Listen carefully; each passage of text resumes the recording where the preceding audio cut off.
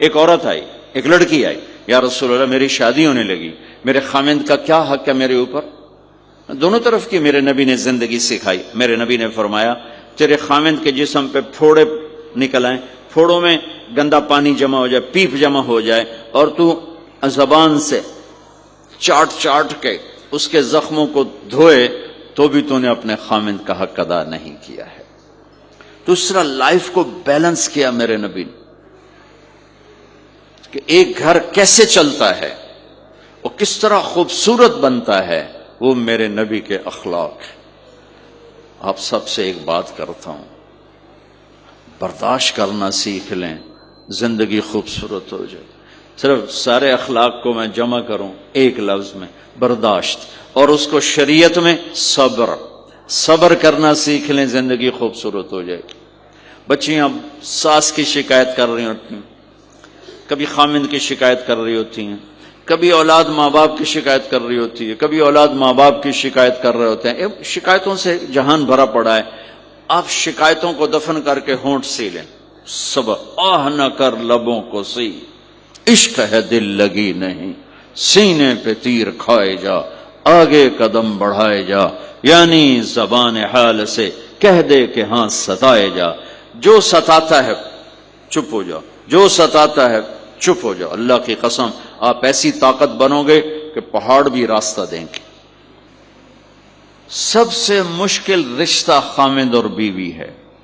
سینکڑوں آیات اس کے لیے اللہ نے اتاری، ماں باپ کے لیے چند آیات، اولاد کے لیے چند آیات، بہن بھائیوں کے لیے چند آیات، خامند اور بیوی کے لیے قرآن پڑا ہے، پوری سورت اتاری ہے اور سینکڑوں آیات اتاری۔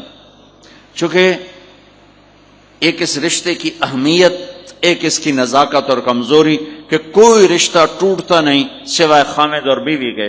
میں ماں کا بیٹا ہوں، باپ کا بیٹا ہوں، اچھا ہوں یا برا ہوں، انہی کا ہوں۔ میرا نسب میری نافرمانی سے بدل نہیں سکتا۔ میں اللہ بخش کا بیٹا ہوں، میرا یہ نسب بدل نہیں سکتا، اچھا ہوں یا برا ہوں، اللہ ان کی قبر روشن کرے۔ خامند اور بیوی کا رشتہ ایک بول پہ ٹوٹ جاتا ہے، ایک بول پہ ٹوٹ جاتا ہے۔ اس لیے اس کو بچانے کے لیے آیات آیات آیات، اور میرے نبی کی شادیاں کہ کس طرح ایک گھر کو لے کے چلتے ہیں، کس طرح ہر مزاج کی عورت کے ساتھ سلوک کرتے ہیں۔ جہاد کا سفر، کاروباری سفر نہیں، میرے نبی کا، اور چلنے لگے، اعلان ہوا کوچ کرو، سب نے سواریاں کس لیں، سامان کس لیا، یوں چلنے کا حکم ہو رہا ہے۔ اور حضرت عائشہ رضی اللہ نے اپنا یوں دیکھا، اونٹنی پہ بیٹھ گئی تھیں، ہار کوئی نہیں۔ یا رسول اللہ میرا تو ہار کوئی نہیں، میرا ہار گم ہو گیا ہے، میرا ہار تلاش کریں، ہم پھر چلیں گے۔ تو میرے نبی کہتے تو وڈی آئی نواب زادی، میں جہاد تے بہ جانا تینوں ہار دی پائے گی، چل اگو لگ۔ میرے نبی نے کہا چلو بھائی عائشہ کا ہار تلاش کرو۔ اللہ کی قسم میں جب یہ واقعات پڑھتا ہوں یا سناتا ہوں میں خود حیرت میں ڈوبا ہوتا ہوں کہ کیا کر دیا میرے نبی نے۔ جہاد کا سفر، اور میرے نبی کا ہار تلاش کرو بھائی، اب سارے ہار تلاش کر رہے ہیں۔ اس دن چھپ گیا، ہار کی تلاش تو بند ہو گئی اور سفر بھی بند، چونکہ اندھیرے میں کہاں جائیں گے۔ اور آپ کے ماتھے پہ شکن، عائشہ تیری وجہ سے ساری مصیبت ہے، اللہ دے بندی تو ہار دے مگر پہ گئی، کیڑی گل ہے ہار دی؟ ایک لفظ نہیں فرمایا۔ سارے قافلے نے قیام کیا، عشاء تک تو پانی تھا، وضو کا پانی ختم ہو گیا، عشاء مغرب عشاء پڑی کٹھی تو پانی ختم ہو گیا۔ اب پانی ختم ہو گیا تو فجر کی نماز آ رہی ہے، پانی کوئی نہیں ہے، تو سارے صحابہ نے ابو بکر پہ چڑھائی کی، اے ویکھے تیری دھی دے مگر ساڑے نال کی بنی، ہن اسی نماز کی میں پڑھنی ہے، پانی تو ہے نہیں تے وضو کی میں کرنا ہے۔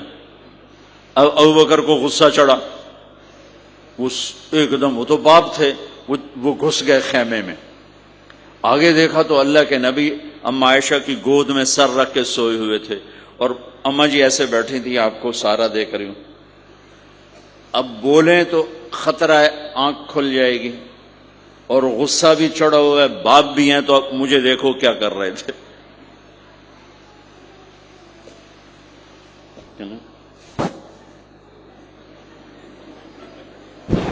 تیرے جو اور پھر یوں ماری زور سے انگلی بیٹی کے نا یہاں، پہلے یوں کرتے پھر ایسے ماری زور سے. وہ کہنے کہ میں ایسے سخت ہو گئی تاکہ میں ایسے نہ ہوں کہ اگر میں تھوڑا حرکت کی تو اللہ کے نبی کی آنکھ کھل جائے گی. تو ماری گا ٹھا ٹھا ٹھا، منہ سے کہہ رہا اور وہ ایسا کر کے بیٹھی چمک، غصے میں باہر چلے. اب آپ کی آنکھ کھلی فجر پر تو عائشہ نے کہا یا رسول اللہ وہ تو باہر تو بڑا مسئلہ ہو گیا ہے، پانی کوئی نہیں ہے اور نماز کا وقت ہو گیا ہے، وضو کیسے کریں؟ سبحان اللہ. اللہ نے قانون بدل دیا.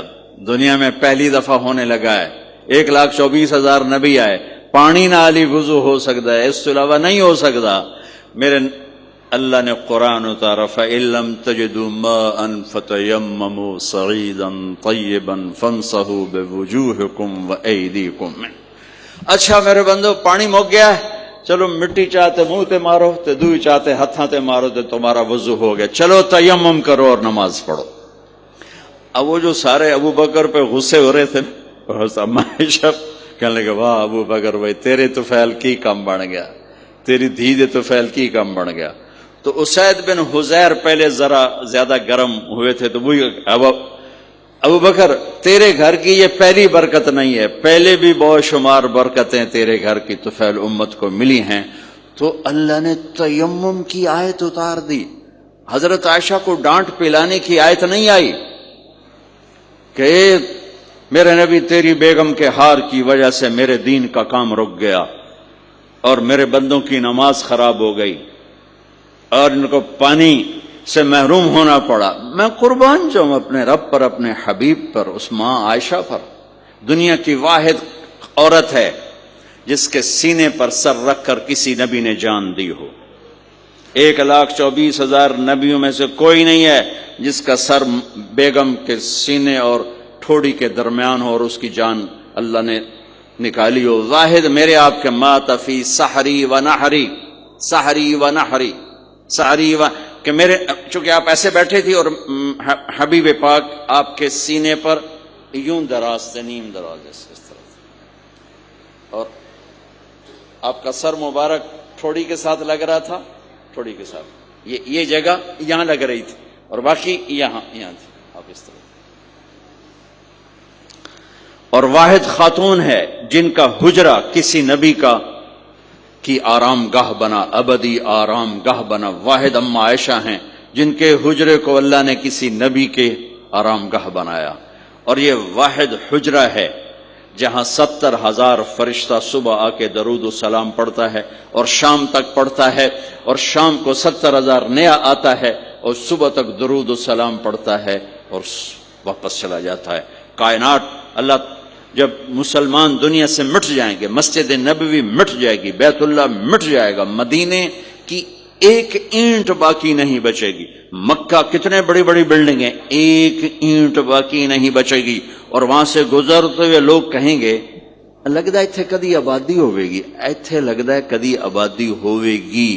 یہ زبانوں پہ ہوگا. جب سارے نشان مٹ جائیں گے اس وقت بھی 70,000 فرشتہ آ کے درود و سلام صبح سے شام تک پڑھے گا اور شام سے صبح تک پڑھے گا. یہ واحد میں خاتون ہیں عائشہ بنت ابی بکر جن کو اللہ نے یہ عزت بخشی. اور یہ واحد خاتون ہیں جب ان کے اوپر تہمت لگی، حضرت یوسف علیہ السلام پہ تہمت لگی تو بچے نے گواہی دی، حضرت مریم پہ تہمت لگی بیٹے نے گواہی دی، اور اما عائشہ پہ تہمت لگی تو اللہ نے گواہی دی. میں گواہ ہوں، اللہ گواہ بن کے آئے. تو اللہ نے کہا تیمم کرو بھائی. سارے خوش ہو گئے، سارے خوش ہو گئے. تو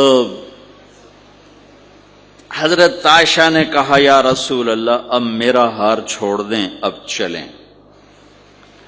تب آپ نے کہا چلو بھائی کوچ کرو. اس سے زیادہ کوئی دلداری کا واقعہ پیش کر سکتا ہے؟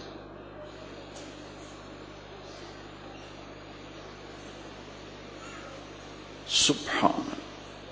اور جب اونٹنی کو اٹھایا گیا وہ ہار کا دھاگا ٹوٹا اور پھسل کے اونٹنی کے نیچے چلا گیا، وہ سارے کھبے سجے ویندے رہ گئے، ہار نیچے پڑا تھا۔ جب اونٹنی کو اٹھایا تو ہار نیچے سے نکلا، تو صاحب نے کہا لے بھی عائشہ تیرا ہار بھی لب گیا۔ یہ دلداری ہے میرے نبی کی، یہ ہمیں سکھایا۔ کہیں عورتوں کی بدتمیزی بھی انتہا کو پہنچی ہوتی ہے اور وہ اپنے گھر اجاڑ دیتی ہیں اپنی زبان کی شدت کی وجہ سے، اپنی بد اخلاقی کی وجہ سے، لیکن کوئی زیادہ معاملہ مردوں کی طرف سے خراب ہوتا ہے تو شریعت نے بھی اس کو زیادہ بیان کیا اور میرے نبی نے بھی اس کو اجاگر کیا۔ اور میرے نبی کی آخری تقریر، آخری خطبہ حجۃ الوداع کا صرف ایک رشتے کو بیان کیا، صرف ایک رشتے کو بیان۔ ہم کتنے رشتوں میں جکڑے ہوئے ہیں، ماں باپ، بہن بھائی، چاچا تایا، خالہ خالو، دادا دادی، نانا نانی، ساس بہو، کتنے ہم رشتوں میں جکڑے ہوئے ہیں۔ میرے نبی نے صرف ایک رشتے کا حق بیان کیا، استوصوا بالنساء خیرا، میں تمہیں تمہاری بیویوں کے بارے میں وصیت کر رہا ہوں ان کے ساتھ اچھا سلوک کرنا۔ صرف ایک رشتے کو بیان فرمایا۔